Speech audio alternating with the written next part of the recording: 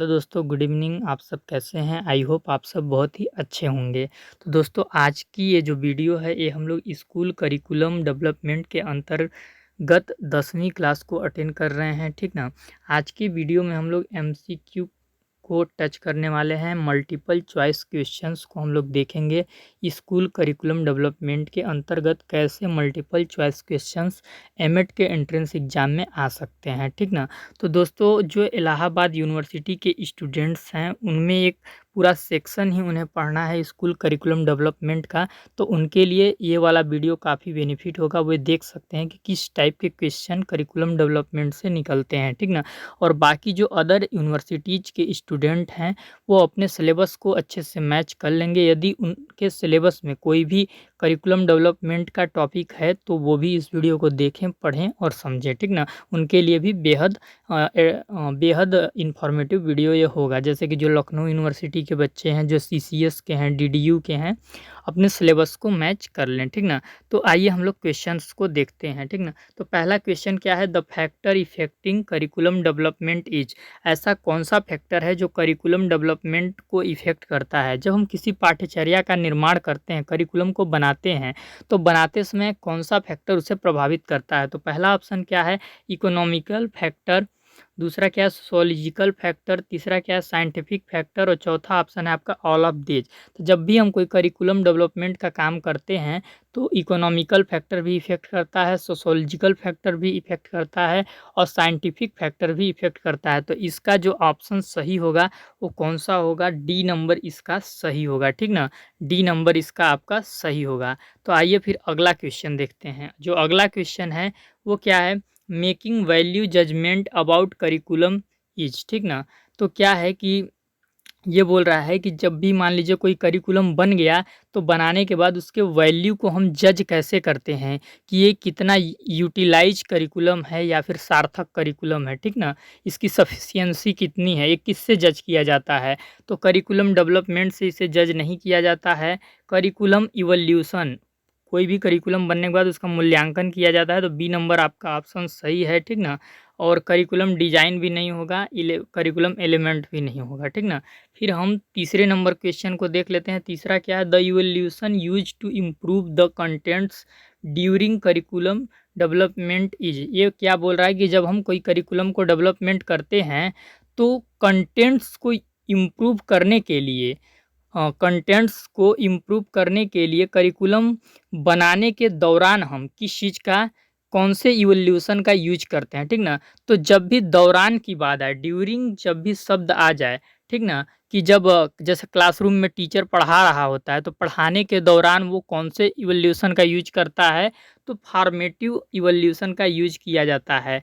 जब बन रहा है चीज़ कोई, ठीक ना, जब बीच में कोई क्रिया चल रही है, तो उस समय फॉर्मेटिव इवोल्यूशन का यूज किया जाता है, ठीक ना। असेसमेंट फॉर लर्निंग के अंतर्गत ये आ जाता है, ठीक ना। फिर इसके बाद क्या होता है? फिर इसके बाद सम्मेटिव इवोल्यूशन बनने के बाद इसको यूज किया जाता है। कोई भी चीज़ बन गया या क्लासरूम से आप पढ़ा के निकल गए, तो आप कैसा पढ़ाए हैं, इस चीज़ का इवोल्यूशन करने के लिए आप सम्मेटिव इवोल्यूशन का यूज कर सकते हैं। या बच्चे की क्या एकेडमिक एबिलिटी है, उसको दिखाने के लिए आप सम्मेटिव इवोल्यूशन का यूज कर सकते हैं। डायग्नोस्टिक इवोल्यूशन क्या होता है कि कोई भी चीज़ बन गया तो उसमें सुधार कुछ करना है, तो उसके लिए डायग्नोस्टिक इवोल्यूशन का यूज होता है। और नॉन ऑफ द एबव नहीं होगा। इसका जो आंसर होगा फॉर्मेटिव इवोल्यूशन, ठीक ना। तो फिर इसके बाद चौथा क्वेश्चन क्या है? चौथा क्वेश्चन को हम देख लेते हैं। चौथा क्वेश्चन है evolution use to improve the contents after curriculum development. Curriculum development हो जाने के बाद कंटेंट्स को इम्प्रूव करने के लिए हम किस इवोल्यूशन का यूज करते हैं? तो सम्मेटिव इवोल्यूशन का, ठीक है। जैसे कि हम कोई भी चीज़ बना लिए, तो बनाने के बाद उसको हम सम्मेटिव इवोल्यूशन के द्वारा जज करते हैं कि वो कितना सही है, ठीक ना। तो जब बन रहा होता है तो फॉर्मेटिव का यूज करते हैं, और जब बन जाता है तो सम्मेटिव का यूज करते हैं, ठीक ना। फिर इसके बाद पांचवा जो क्वेश्चन है वो क्या है? Evolution use to find out deficiencies and difficulties in curriculum use, ठीक ना। जब हम करिकुलम को बनाते हैं, तो उसमें हम फाइंड आउट करने के लिए, खोजने के लिए कि उसमें क्या क्या कमियां हैं, कमियों को खोजने के लिए कौन से इवोल्यूशन का प्रयोग करते हैं तो डायग्नोस्टिक इवोल्यूशन, इसे हिंदी में हम कहते हैं निदानात्मक मापन भी या निदानात्मक मूल्यांकन भी इसे हम कहते हैं, ठीक ना। तो इसका ऑप्शन नंबर 3 यानी कि सी सही होगा। फिर इसके बाद हम छठवें क्वेश्चन को देख लेते हैं। छठवां क्वेश्चन क्या है, the problem of curriculum development in India is, Bharat में करिकुलम डेवलपमेंट के विषय में कौन सी बड़ी समस्या है। तो लैक ऑफ फाइनेंशियल रिसोर्सेज, हमारे यहाँ फाइनेंशियल रिसोर्सेज की कमी है। लेस नंबर ऑफ टीचर, हमारे यहाँ टीचरों की संख्या की भी कमी है। इनसफिशियंट बिल्डिंग ऑफ स्कूल, बिल्डिंगों की भी कमी है। तो इसका सही आंसर हो जाएगा चौथा, नॉन ऑल ऑफ द देज, ठीक ना। फिर हम 7वें क्वेश्चन को देख लेते हैं। 7वां क्वेश्चन क्या है, curriculum emphasised for primary school is, ठीक ना।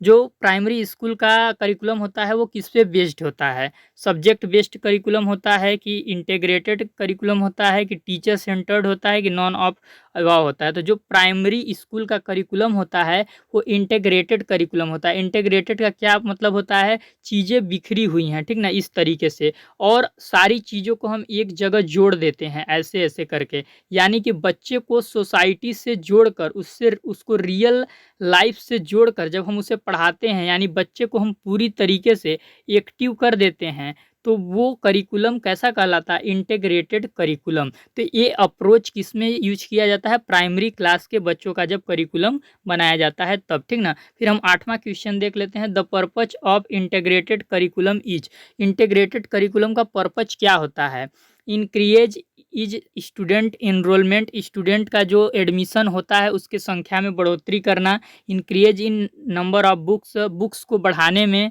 डिक्रीज इन ड्रॉप आउट, जो बच्चे छोड़ रहे हैं बीच में पढ़ाई उनको रोकने के लिए, या फिर decrease in number of books. तो ये चौथा नंबर वाला आपका सही होगा। क्यों, क्योंकि देखिए the purpose of integrated curriculum का हम यूज इसलिए करते हैं कि जो बुक है सिर्फ बुक पे ही आधारित हम शिक्षा ना पढ़ाएं, उसको सोसाइटी से जोड़ के पढ़ाएं, उसको रियल लाइफ से जोड़ के पढ़ाएं, उसको एक्टिव करने पे बेस होता है, ठीक ना। तो जब हम ऐसा पढ़ाते हैं तो उसमें बुक का इम्पोर्टेंस थोड़ा कम हो जाता है, ठीक ना। तो फिर 9वां क्वेश्चन क्या है, curriculum based on thinking of John Dewey is, curriculum के विषय में जॉन डीवी का क्या थिंकिंग है, ठीक ना। तो John Dewey activity centred curriculum की बात करते हैं, तो इसका ऑप्शन नंबर सी सही होगा, ठीक। फिर इसके बाद हम 10वां क्वेश्चन देख लेते हैं। आज के सेशन का ये लास्ट क्वेश्चन है। एक दिन में हम लोग 10 क्वेश्चन ही इस टाइप का जब भी प्रैक्टिस करेंगे तो 10 ही करेंगे, क्योंकि 10 काफ़ी होते हैं। Prior planning is not possible in, पहले प्लानिंग करना किस में पॉसिबल नहीं है, ठीक ना। तो सब्जेक्ट सेंटर्ड करिकुलम जब बनाते हैं तो उसमें प्लानिंग हम पहले करते हैं, ठीक ना, तो ये आंसर गलत हो जाएगा। लर्नर सेंटर्ड करिकुलम भी जब बनाते हैं तो इसमें भी प्लानिंग पहले करना होता है। एक्टिविटी सेंटर्ड करिकुलम बनाते हैं तो प्लानिंग करने की ज़रूरत नहीं होती है, हम क्लास में जाते हैं, बच्चे की मनोस्थिति को देख के और जैसा माहौल होता है उसके हिसाब से कैसे बच्चे को एक्टिविटी करानी है हम प्लानिंग कर लेते हैं उसी समय, ठीक ना। तो ये प्रायर प्लानिंग की इसमें ज़रूरत नहीं होती है एक्टिविटी सेंटर्ड करिकुलम में, ठीक ना। तो आज के वीडियो में हम लोग 10 MCQ क्वेश्चन को देखे जो कि स्कूल करिकुलम डेवलपमेंट के अंतर्गत था। तो आप सब चैनल को सब्सक्राइब कर लीजिएगा, वीडियो के डिस्क्रिप्शन में टेलीग्राम चैनल का लिंक होगा, उसको भी ज्वाइन कर लीजिएगा, ठीक ना। तो वीडियो देखने के लिए बहुत बहुत धन्यवाद, और इसी तरह का क्लास अभी चलता रहेगा। बहुत जल्दी मैं प्रीवियस ईयर पेपर भी सॉल्व कराने वाला हूँ। MGKVP यूनिवर्सिटी का, महात्मा गांधी काशी विद्यापीठ के जो छात्र हैं उनके लिए मैं एक प्रीवियस ईयर पेपर अभी करवाऊँगा, ठीक ना।